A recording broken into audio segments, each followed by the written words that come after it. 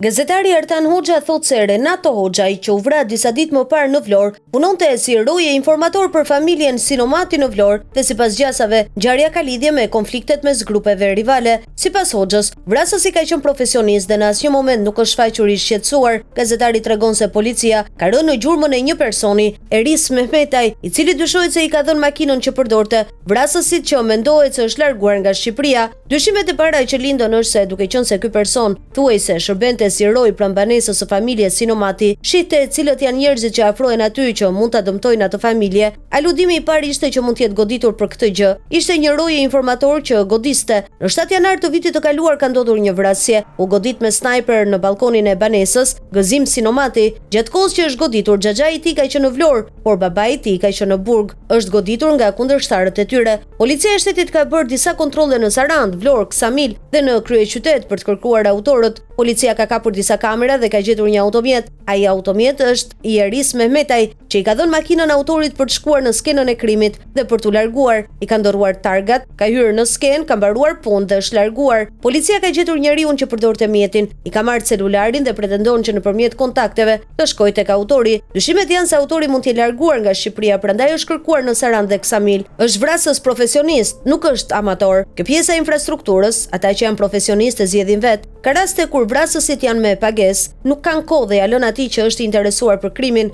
Është thënë që vrasja mund të jetë porositur nga Dubai. Në fakt, konflikti është në Vlorë dhe grupet e Vlorës janë të shpërndara, pavarësisht ku mund të ndodhen porositësit. Ngjarja është pjesë e ngjarjeve që kanë ndodhur në Vlorë viteve të fundit, është pjesë e konflikteve në Vlorë mes grupeve rivale, tha Hoxha.